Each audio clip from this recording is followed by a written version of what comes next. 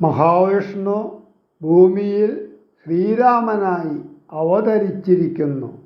മായാദേവിയും ജനകരാജധാനിയിൽ അവതരിക്കും.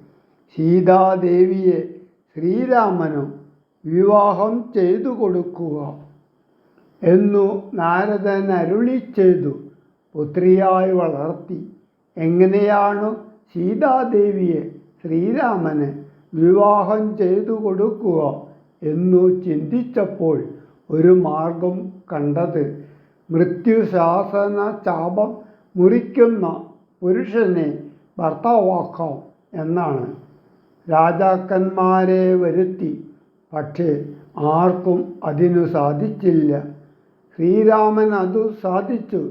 പിന്നെ ജനക മഹാരാജാവ് ഭഗവാനെ സ്തുതിക്കുകയാണ്.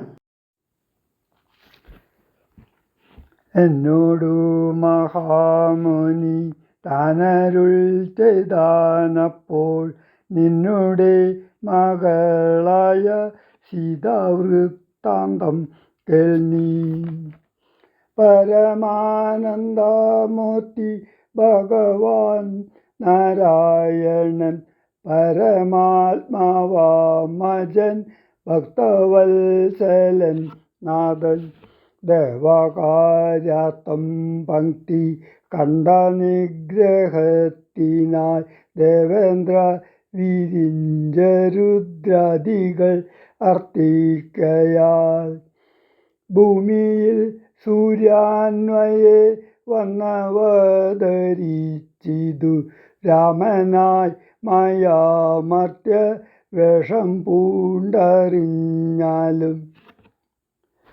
യോഗേശൻ മനുഷ്യനായിടുമ്പോൾ ഇതു കാലം യോഗമായ ദേവിയും മനുഷ്യ വേഷത്തോടെ ജാതയായിതു തവ വേശ്മനി തൽക്കാരണാൽ സാദരം ശ്രീരാമനു കൊടുക്ക മടിയാതെ ഇത്തം നാരദനരുളിച്ചെയ്തു മറഞ്ഞിതു പുത്രിയായി വളർത്തിതു ഭക്തി കൈക്കൊണ്ടു ഞാനും സീതയെ ശ്രീരാഘവനെങ്ങനെ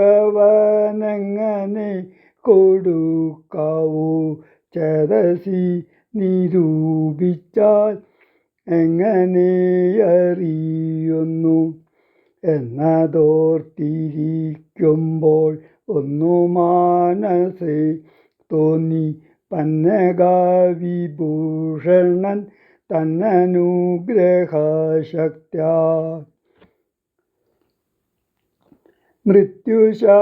മൃത്യുശാസനചാപം മുറിച്ചിടുന്ന പുമാൻ ഭർത്താവാകുന്നതുമൽ പുത്രിക്കെന്നൊരു പണം ചിത്തത്തിൽ നിരൂപിച്ചു വരുത്തി നൃപന്മാരെ ശക്തിയിൽ ഇതിനെന്നോ പൃഥ്വിപാലകന്മാരും ഉദ്ധതഭാവമെല്ലാം അകലെ കളഞ്ഞുടൻ ബുദ്ധിയും കെട്ടുപോയ അടങ്ങി കൊണ്ടാരല്ലോ.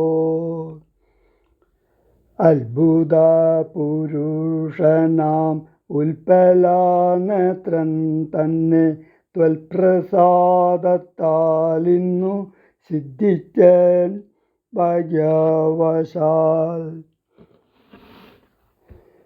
ദർപ്പകസമനായ ചിൽപുരുഷനെ നോക്കി പിൽപ്പാടു തെളിഞ്ഞുര ചെയ്തിതു ജനകനും അദ്യമേ സബലമായി വന്നു മാനുഷജന്മം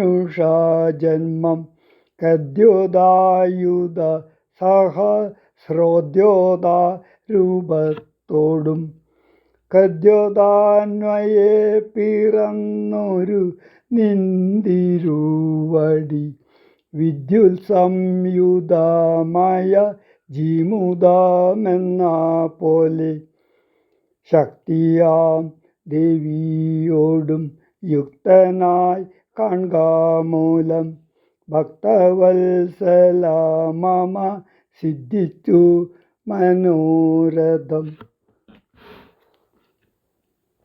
രക്തപങ്കജചരണാഗ്രേ സന്തതം മമ ഭക്തി സംഭവിക്കണം, മുക്തിയും ലഭിക്കണം. ത്വൽപാദാംബുജഗളിതാംബുബിന്ദുക്കൾ ധരിച്ചുൽപ്പലോത്ഭവൻ ജഗത്തൊക്കവെ സൃഷ്ടിക്കുന്നു. ത്വൽപാദാംബുജഗളിതാംബുധാരണം കൊണ്ടു സർപ്പഭൂഷണൻ ജഗത്തൊക്കെ സംഹരിക്കുന്നു.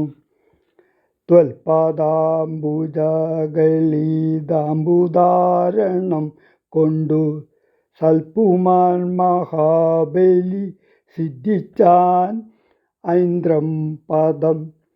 ത്വൽപാദാംബുജരജ സ്പൃഷ്ടി കൊണ്ടഹല്യയും കിൽബിഷത്തോടു വെറുപെട്ടു നിർമ്മലയായ.